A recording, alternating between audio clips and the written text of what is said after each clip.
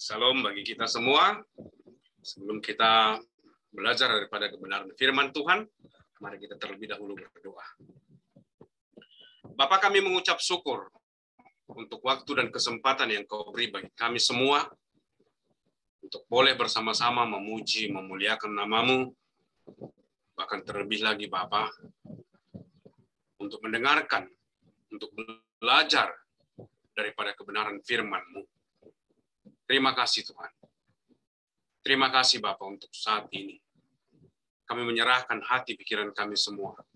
Dimanapun kami berada ya Tuhan, biarlah hati kami arahkan kepadamu. Dengan iman yang tertuju kepadamu. Untuk diajar, untuk dibentuk oleh Tuhan. Seperti yang Engkau ingin. Tolong kami semua Bapa, biarlah Engkau sendiri yang bekerja di dalam hati kami masing-masing, sehingga Bapa, kebenaran firman akan kami terima dengan sukacita, bahkan bukan hanya sekedar informasi, tetapi akan kami terapkan, kami aplikasikan di dalam doa kami, dalam nama Tuhan Yesus Kristus kami berdoa. Amin. Baik. Sekali lagi saya menyapa salam Bapak Ibu dan para sisi yang dikasihi oleh Tuhan. Ya, kita bersyukur kita boleh berjumpa lagi pada ibadah virtual siswa-siswi kita pagi siang hari ini. Baik, sebagai bahan renungan firman Tuhan yang kita akan pelajari dari kitab Efesus pasal yang ke-6 ayat 10 sampai 13. Ini sebenarnya panjang, tetapi mungkin di lain waktu kita akan bahas yang selanjutnya. Ya. Efesus pasal 6 ayat 10 sampai 13. Saya akan bacakan untuk kita semua, silakan Bapak Ibu dan para siswi mengikuti. Akhirnya, hendaklah kamu kuat di dalam Tuhan, di dalam kekuatan kuasa-Nya. Kenakanlah seluruh perlengkapan senjata Allah, supaya kamu dapat bertahan melawan tipu muslihat iblis. Karena perjuangan kita bukanlah melawan darah dan daging, tetapi melawan pemerintah-pemerintah, melawan penguasa-penguasa, melawan roh-roh jahat di udara. Sebab itu, ambillah seluruh perlengkapan senjata Allah, supaya kamu dapat mengadakan perlawanan pada hari yang jahat itu, dan tetap berdiri sesudah kamu menyelesaikan segala sesuatu. Sampai di sana ya. Renungan kita ini adalah kuat di dalam Tuhan. Nah, para siswi yang dikasihi oleh Tuhan dan kita semua, kita mengetahui bahwasanya pada saat kita menaruh iman kita kepada Yesus Kristus, setelah kita menerima Dia sebagai Tuhan dan Juru Selamat kita, kita menjadi anak Allah dan kita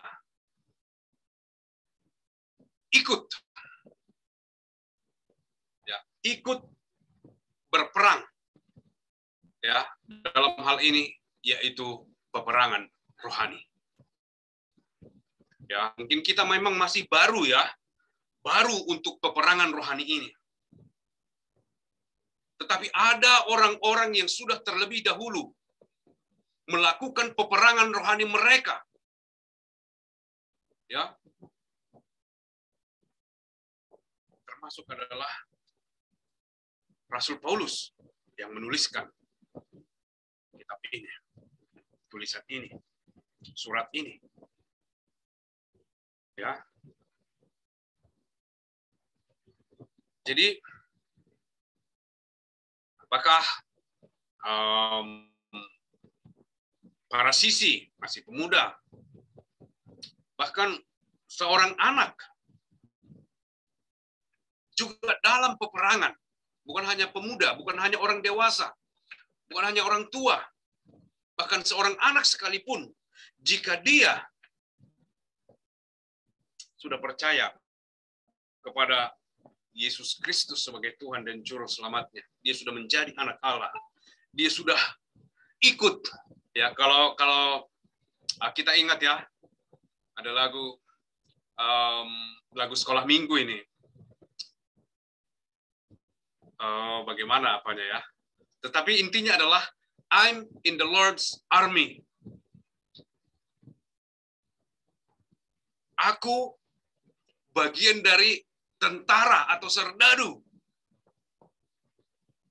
Tentaranya Tuhan, ya. Oleh karena itu kita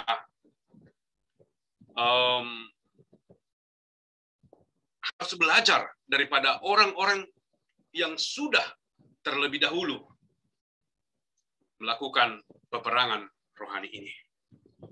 Ya, sebagaimana saat ini kita jelas ketahui perang antara Rusia dan Ukraina masih terus berlangsung.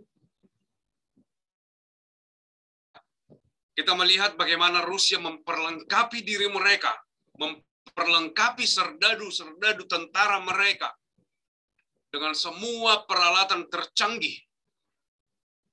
Baik itu dari angkatan lautnya, baik itu dari angkatan daratnya, angkatan udaranya.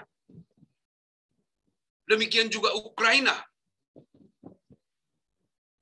Ya. Mereka semua saling memperlengkapi serdadu dan tentara-tentara mereka dalam peperangan ini. Nah, oleh karena itu, supaya kita tetap dapat berdiri, kita harus memperlengkapi diri, mempersiapkan diri. Supaya Rusia menang, dia harus memperlengkapi diri. Supaya Ukraina bisa menang, mereka harus memperlengkapi diri, mempersiapkan diri. Ya, kita mengetahui, ya, hal yang paling dicintai oleh manusia, setiap manusia setelah manusia jatuh ke dalam dosa, hal yang dicintainya adalah keinginan mata, ya. Kemudian yang kedua adalah keinginan daging, dan yang ketiga yaitu kesombongan hidup. Siapapun orangnya pasti akan cinta ketiga hal ini. Kalau orang tersebut belum ada di dalam Tuhan. Bahkan orang-orang yang sudah ada di dalam Tuhan sering sekali terjebak dalam hal ini. Ya. Orang-orang yang sudah ada di dalam Tuhan bukan berarti mereka sudah sempurna, ya. Mereka juga bisa jatuh. Ya. Tetapi bagaimanapun dia tidak akan menikmati kejatuhannya itu, atau kalau dia sungguh-sungguh adalah orang yang sudah percaya kepada Yesus Kristus, dia tidak akan menikmati di dalam kejatuhannya itu. Ya, hanya orang yang belum mengenal Tuhan, belum menerima Yesus Kristus, menikmati itu semua, melakukan itu semua. Nah, keinginan mata, keinginan daging, dan kesombongan hidup atau keangkuhan hidup. Nah, sebagai pemuda, para sisi, pemuda sebagai pemuda yang sudah mengenal Tuhan, yang sudah menerima Yesus Kristus sebagai Tuhan dan Juru Selamatnya, tentunya sudah ada Roh Kudus, dan Roh Kudus akan menuntun untuk para pemuda, para sisi, untuk kita semua, untuk hidup di dalam kebenaran. Nah, tantangannya adalah Bagi pemuda mungkin yang pertama adalah pertemanan atau persahabatannya. Ya. Pertemanan atau persahabatannya. Kemudian hal-hal yang biasa dilakukannya bersama dengan temannya. Yang tadinya mungkin ya bergabung dengan orang-orang yang suka melakukan ini, suka melakukan itu, suka melakukan segala sesuatu yang tidak benar. Ya. Bagi orang yang tidak mengenal Allah, tidak masalah. Tidak mengenal Tuhan itu nggak masalah. Dosa kecil kan nggak masalah. Dosa ini nggak apa-apa. Bahkan dosa besar sekalipun nggak apa karena melakukannya. Tetapi bagi ikut Kristus ada standar. Benar tidak hal itu? Hal itu menyenangkan hati Tuhan atau tidak? Bertentangan atau tidak dengan kehendak Tuhan? Ya, di dalam pergaulan para sisi sekalian, ini memang menjadi dilema bagi banyak orang, sehingga banyak orang yang suam-suam kuku kepada Tuhan atau sepertinya ikut, seperti tidak ikut. Tetapi firman Tuhan mengingatkan kepada kita, kepada para sisi, kuatlah di dalam Tuhan. Ya, kuatlah di dalam Tuhan. Di ayat 10 akhirnya hendaklah kamu kuat di dalam Tuhan, di dalam kekuatan kuasanya.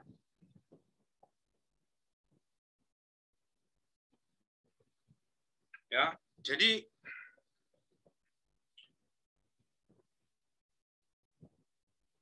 seperti yang saya sebutkan tadi di awal, bahwasanya kita semua sudah masuk ke dalam peperangan. Ini apa namanya? Battle zone, daerah atau zona perang. Kalau kita melihat di sini ya, kalau kita melihat di ayat 12 mengatakan,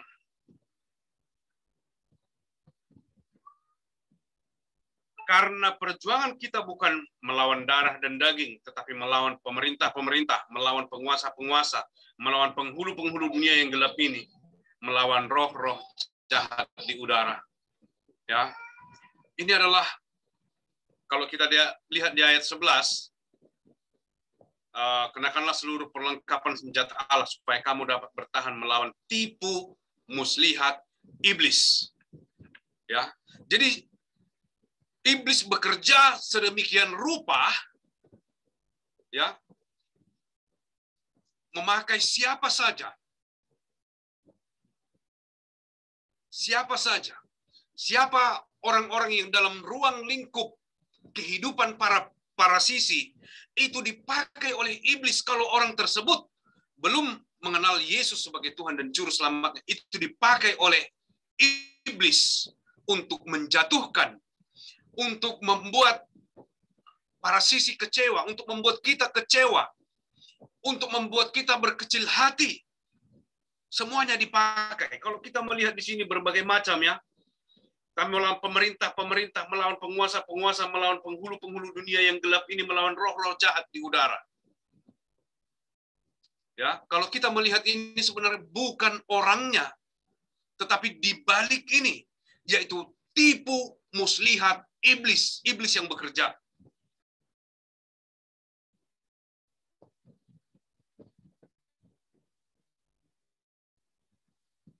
Iblis yang menjadi seperti sebuah kendaraan ya. Iblis yang menjadi supirnya atau kaptennya.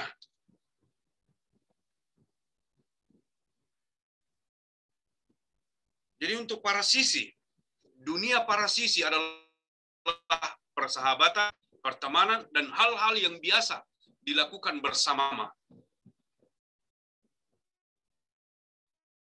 lagi diciptai manusia, yaitu keinginan mata, keinginan daging, dan kesombongan hidup.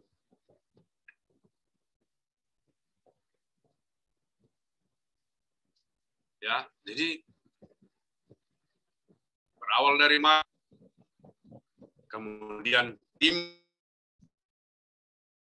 dan tidak ada standar bagi orang-orang yang tidak mengenal Yesus. Oleh karena itu, para sisi perhatikan dengan siapa bergaul. Ya, ingat selalu bahwasanya kita ada di zona perang. Setiap hari, setiap saat. Tidak mungkin di dalam hati, di mata yang kita lihat, tetapi di dalam hati, di dalam pikiran. Ya, selalu ingin memuaskan keinginan daging. Selalu ingin menampilkan diri yang terbaik, yang terhebat, ingin diakui. Ini kan semuanya terangkum di sini, keinginan mata, keinginan daging, kesombongan hidup.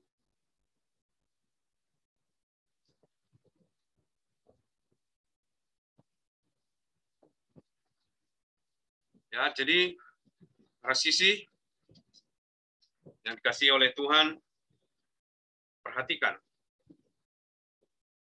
dengan siapa saja pergaulan, apa saja yang biasa dilakukan. Ini menyenangkan hati Tuhan enggak? Dan seperti tema kita, kuatlah di dalam Tuhan. Ya, kuat di dalam Tuhan. Nah, bagaimana supaya bisa kuat di dalam Tuhan? Ya, kalau kita melihat di sini dikatakan, kenakanlah, ayat 11, kenakanlah seluruh perlengkapan senjata Allah. Ya, mungkin untuk lebih detailnya nanti kita bisa belajar di lain waktu ya. Karena ini dibahas ini dari ayat 14 sampai yang seterusnya ya. Namun intinya adalah kita tidak bisa melakukan atau menangani, mengatasi atau berperang dengan kekuatan kita sendiri. Ya. Apa yang terjadi jika pasukan Rusia datang ke Ukraina tanpa persenjataan? Kira-kira yang ada adalah orang Ukraina mungkin menertawakan ya, tertawa terbahak-bahak. Bercanda kamu, kata mereka ya. Tetapi faktanya memang tidak demikian. Mereka bersenjata lengkap. Demikian juga kita.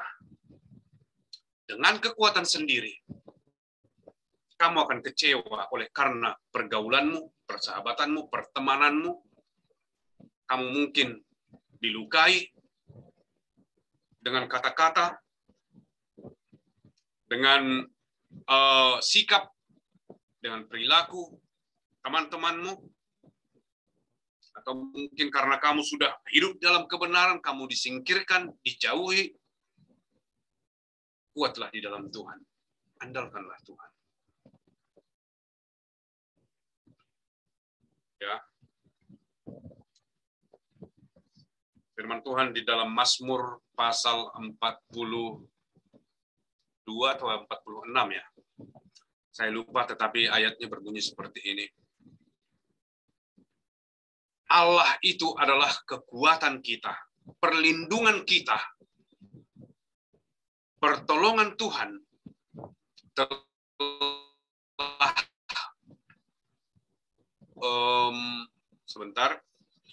pertolongan dari Tuhan itu selalu tersedia, telah terbukti.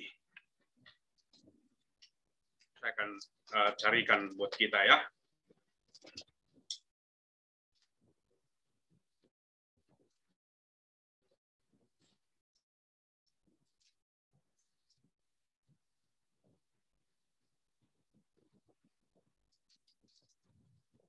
Mazmur. Ya, Mazmur 46 ayat 2. Allah itu bagi kita tempat perlindungan dan kekuatan. Sebagai penolong dalam kesesakan sangat terbukti. Ya. Apa kesesakan yang sedang para sisi hadapi? Saya punya kesesakan saya sendiri. Pendeta Jonathan Edward punya kesesakannya sendiri. Kita semua yang ada di sini, sekarang ada kita 35 orang, punya kesesakan sendiri, punya masalah sendiri, punya luka sendiri, punya beban sendiri. Allah adalah tempat perlindungan. Allah, jadikan dia kekuatan. Jangan bersandar pada kekuatanmu sendiri. Kita semua punya peperangan kita masing-masing. Allah itu bagi kita tempat perlindungan dan kekuatan. Sebagai penolong akan terbukti. Terbukti.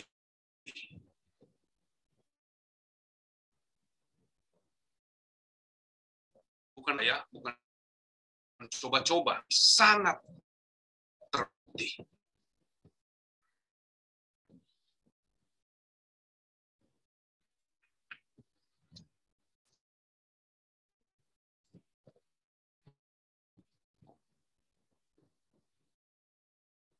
Jadi kita harus bergantung kepada Allah. Biasanya memang ini bukan natur kita ya, untuk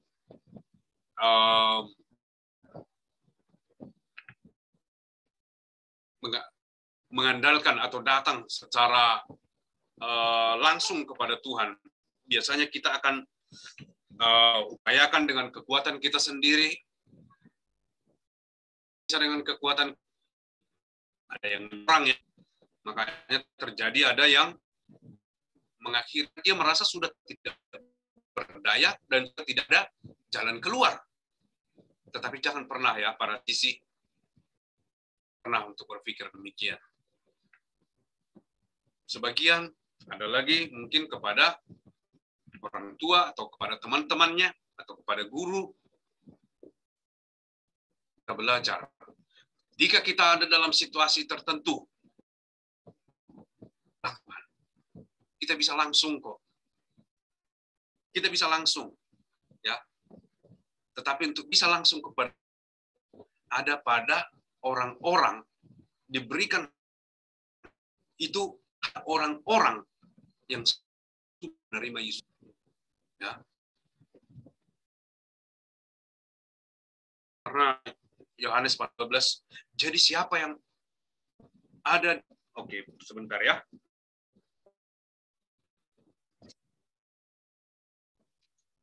Untuk menjadi anak-anak itu mereka yang percaya namanya.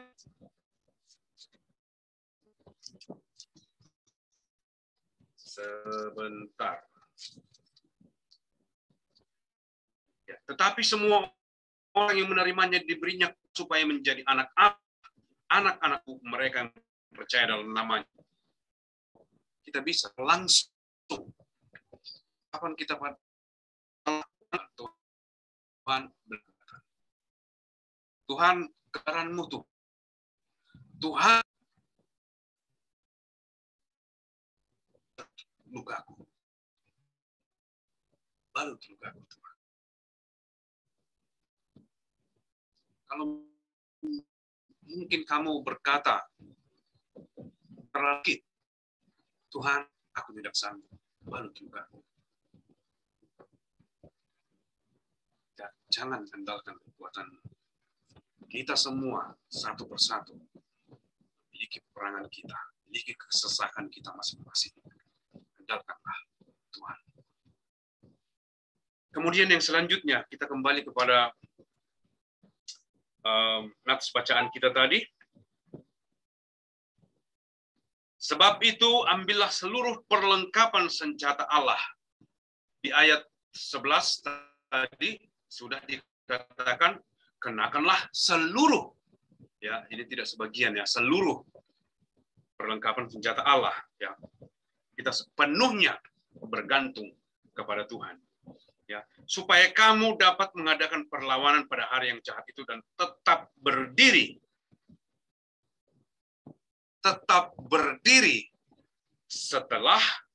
sesudah kamu menyelesaikan segala sesuatu.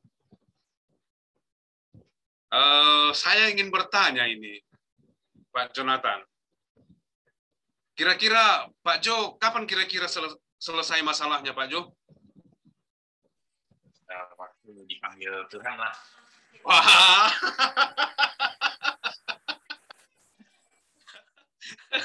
Atau saya ingin bertanya dulu dengan kita semua, siapa saja boleh menjawab, ya, tinggal buka mikrofonnya.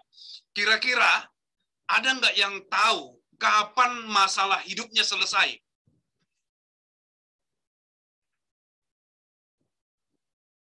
Kalau kita lihat di sini, ya, kita apa firman Tuhan ini, sesudah kamu menyelesaikan segala sesuatu. Ada? Kalau orang tua biasanya, ya, yang dihadapi adalah masalah ekonomi,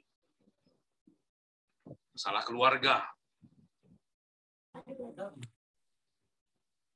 ya.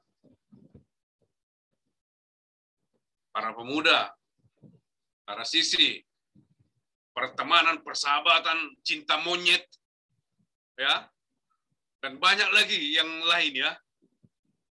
Kapan masalah kita selesai?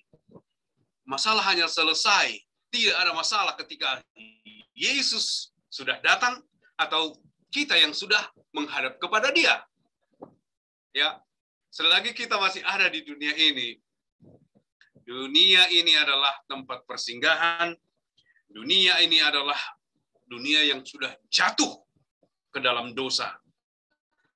Dipenuhi dengan masalah, dipenuhi dengan duka cita, dipenuhi kebencian, dengan amalan segala sesuatu yang jahat, yang buruk.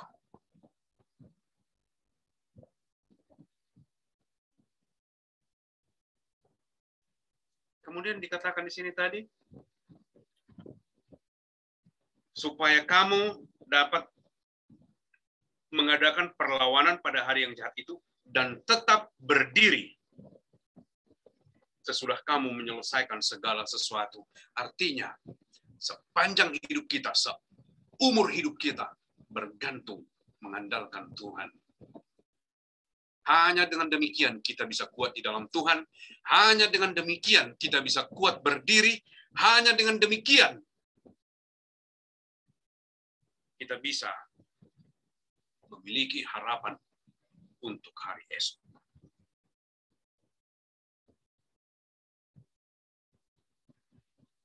Jangan bergantung pada kekuatanmu sendiri. Jangan bergantung kepada kekuatan kita sendiri. Kuatlah di dalam Tuhan. Ya. Mari kita senantiasa ingat bahwasanya kita ini bukan dalam zona main-main sebenarnya, ya. Memang ada waktunya bermain, ya. Tetapi ingat selalu bahwasanya tipu dayanya ingin menyerang kita dari segala penjuru, dari segala sisi manapun bisa dia masuk, bisa dia masuki. Dia berusaha untuk menjatuhkan kita,